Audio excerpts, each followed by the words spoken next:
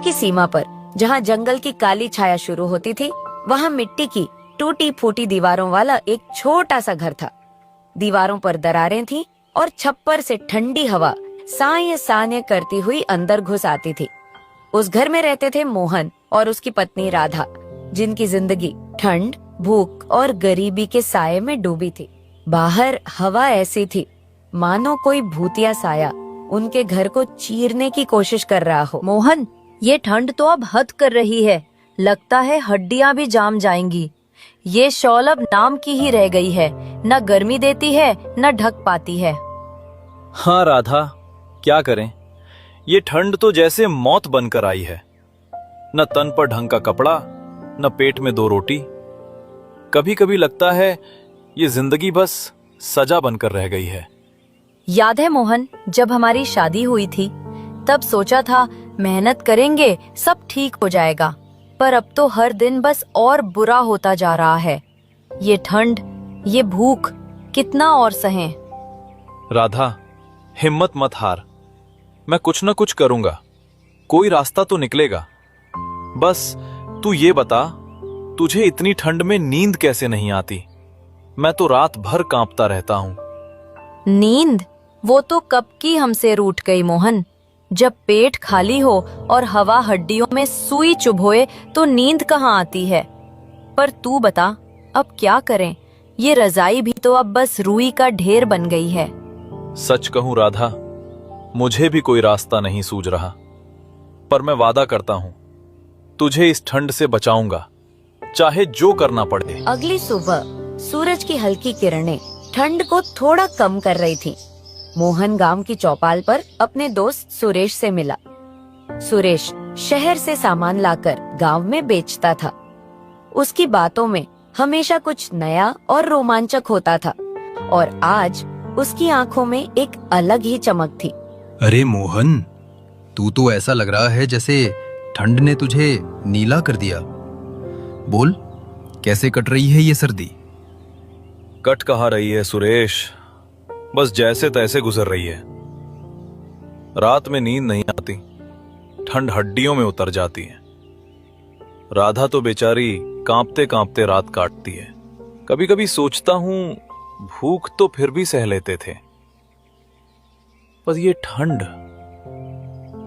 ये तो जान ले रही है।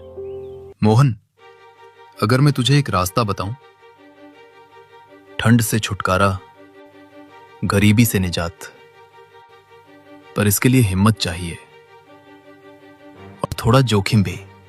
जोखिम? और जोखिम बाकी क्या बचा है सुरेश? हर दिन तो जान हथेली पर लेकर जी रहे हैं। बता, क्या करना होगा? कोई मेहनत, कोई काम? शहर में एक सेठ है, बड़ा धनवान। उसे कुछ खास जड़ी बूटियां चाहिए जो सिर्फ हमारे जंगल में मिलती हैं, और वो भी अमावस्या की रात को। अगर तू वो ले आए तो इतना पैसा देगा कि तू और राधा जिंदगी भर ठंड और भूख से दूर रहोगे। अमावस्या की रात जंगल में? सुरेश, तू जानता है लोग उस जंगल के बारे में क्या कहते हैं? जंगली जानवर, अंधेरा और कुछ और भी। वो वन प्रेतों की बातें, क्या वो सच हैं? अरे मोहन, डरपोक बन मत। हाँ, खतरा है, मैं नहीं झूठ बोलता, पर सोच, इनाम कितना बड़ा है। एक रात का डर और बदले में पक्का घर, गरम कपड़े, राधा की मुस्कान। तू सोच, क्या खोने को बचा है तेरे पास? तू सही कह रहा है सुरेश, राधा के लिए मैं ये जोखिम ले सकता हूं। बता, क्या करना होगा? वो जड़ी बूटी कैसी दिखती है? सेठ ने बताया, जंगल में एक नीला फूल मिलेगा जो अंधेरे में चमकता है। उसे शीत शोषक कहते हैं। उसे तोड़ना है, और कुछ दूसरी जड़ी बूटियां भी। पर ध्यान रखना मोहन, अमावस्या की रात को जंगल में कुछ भी हो सकता है। पैसे और बेहतर जिंदगी की बात सुनकर मोहन की आंखों में चमक आ गई। उसने राधा का कांपता चेहरा याद किया और मन में ठान लिया कि वह यह जोखिम लेगा, लेकिन उसके दिल में एक अनजाना डर भी सिर उठा रहा था, जैसे कोई उसे चेतावनी दे रहा हो। रात को मोहन कहीं जा रहा था। राधा उससे पूछती है, मोहन, इतनी रात को कहाँ जा रहे हो? ठंड भी तो बहुत है, कुछ तो बता दे, मेरा मन घबरा रहा है। चिंता मत कर राधा, ये काम हमारे लिए है। अगर सब ठीक रहा तो हमारी जिंदगी बदल जाएगी। बस मेरे लिए दुआ कर। मोहन, तू कुछ छुपा रहा है। ठीक है, मैं कुछ नहीं पूछूंगी, पर भगवान के लिए सावधान रहना। मोहन जंगल की ओर चल पड़ा। ठंडी हवा उसके चेहरे को चीर रही थी।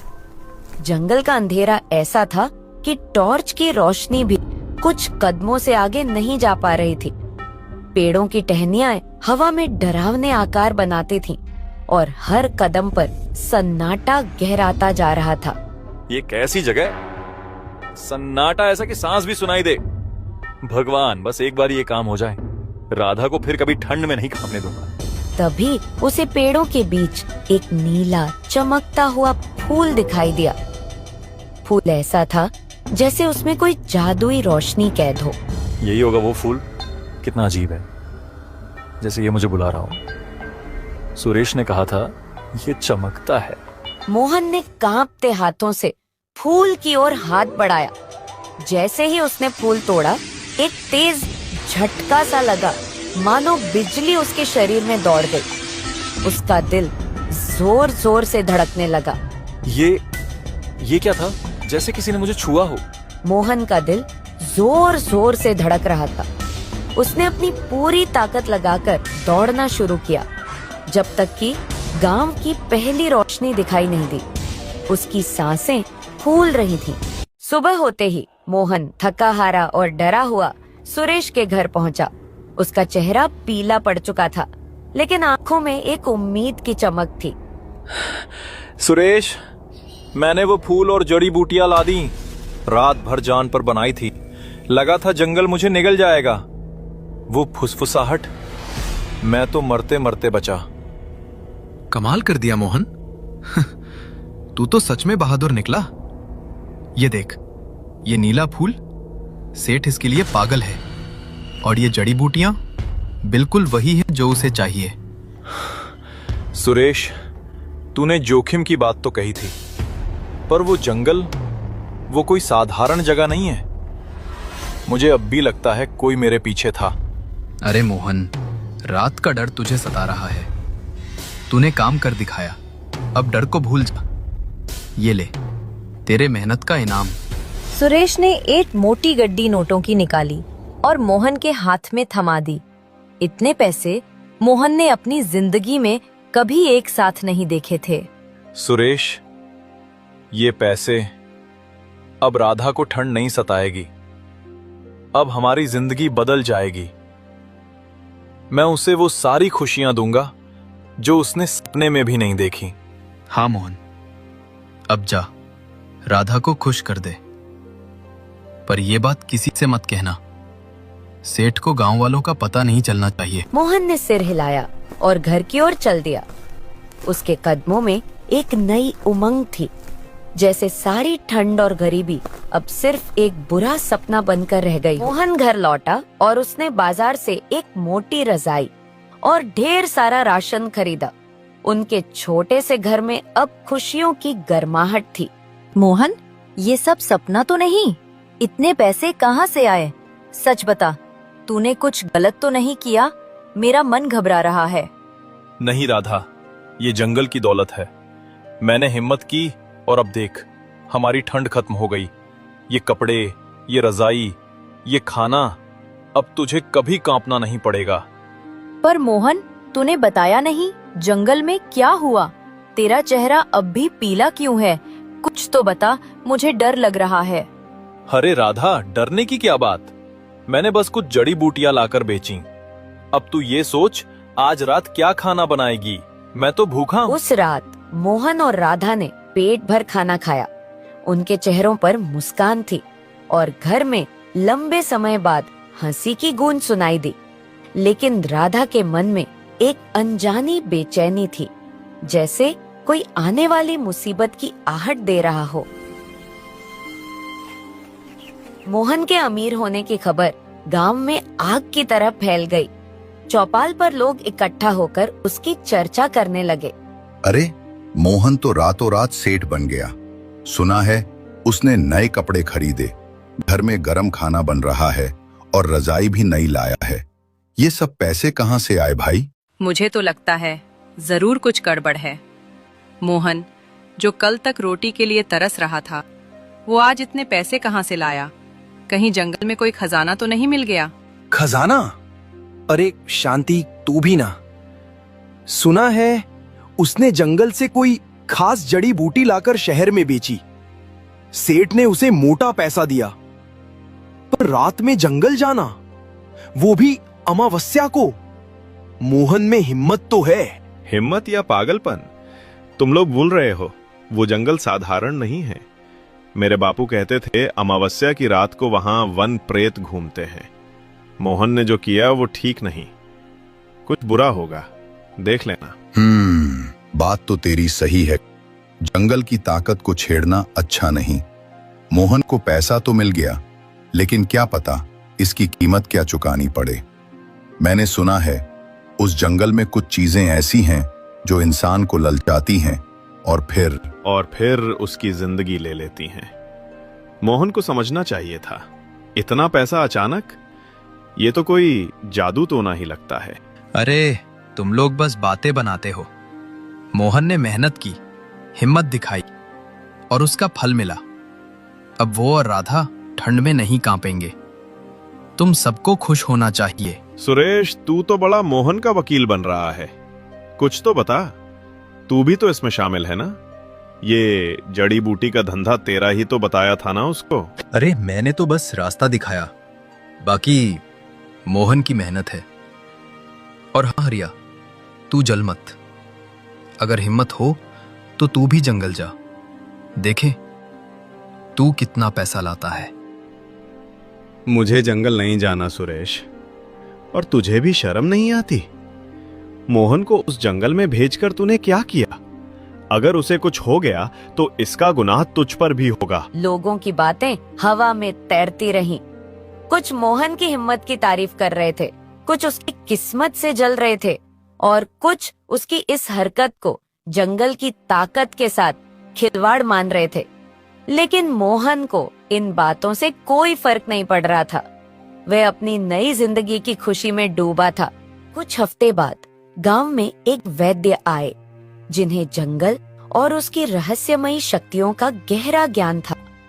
मोहन ने उत्साह में उन्हें अपनी कहानी सुनाई, कैसे उसने जंगल से नीला फूल और जड़ी बूटियां लाई और कैसे अब उसे ठंड बिल्कुल नहीं लगती। बेटा मोहन, तूने बहुत बड़ी भूल की है। वो फूल साधारण नहीं था, उसे शीत शोषक कहते हैं। शीत शोषक? ये क्या है वैद्य जी, और उसमें गलती क्या है? मैंने तो बस जड़ी बूटी लाई थी। शीत शोषक एक ऐसा फूल है जो ठंड को सोख लेता है। जिसने इसे तोड़ा उसे कभी ठंड नहीं लगेगी, लेकिन इसके बदले उसका शरीर गर्मी सहन नहीं कर पाएगा। गर्मी तेरे लिए जहर बन जाएगी। तो अब क्या होगा वैद्य जी? और वो रात, वो लाल आंखें, वो क्या थीं? वो रात अमावस्या की रात, वन प्रेतों की रात थी। तू बच तो गया, पर उन प्रेतों की नजर अब तुझ पर है। शीत शोषक फूल जंगल की रक्षा करता है, उसे तोड़ने की सजा तुझे भुगतनी पड़ेगी। वैद्य जी, कोई उपाय? मैं राधा को अकेला नहीं छोड़ सकता, कुछ तो रास्ता होगा। उपाय होता तो बता देता बेटा। अब तुझे सावधान रहना होगा, गर्मी से बचना और जंगल की ओर कभी मत लौटना। मोहन के चेहरे से खुशी गायब हो गई। ठंड से मिली राहत अब एक भयानक डर में बदल चुकी थी। महीने बीते और मौसम बदल गया। गर्मियां आ गईं। सूरज की तपिश गांव को झुलसा रही थी और मोहन का शरीर इस गर्मी को सहन नहीं कर पा रहा था। उसका चेहरा पीला पड़ गया और वह दिन भर नीम के पेड़ की छांव में बैठा रहता। वैद्य ने कहा था वो फूल वो शीत शोषक था। उसने मेरी ठंड तो ले ली, पर इसके बदले ये गर्मी मेरे लिए जहर बन गई। मेरा शरीर अब गर्मी सह नहीं सकता। और वो रात, वो अमावस्या की रात, राधा, मुझे लगा था कोई मेरे पीछे था। वो लाल आंखें, वो फुसफुसाहट, शायद वो वन प्रेत थे। वन प्रेत?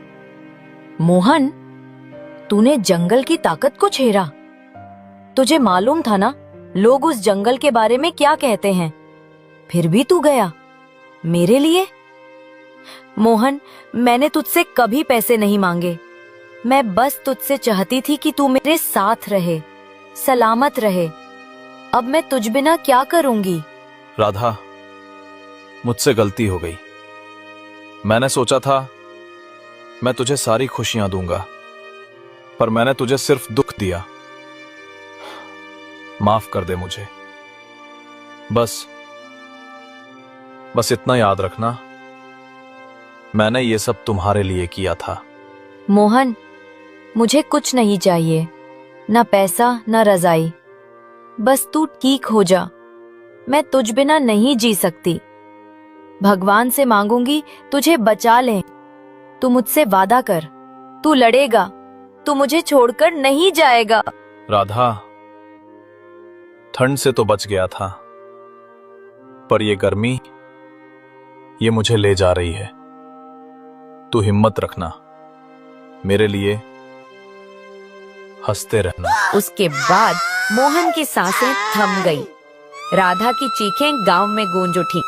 गांव वाले आज भी उस जंगल से डरते हैं और जब भी अमावस्या की रात आती है, लोग अपने घरों के दरवाजे बंद कर लेते हैं, क्योंकि उन्हें लगता है कि कहीं वो नीला फूल उनकी जिंदगी को भी न निगल ले।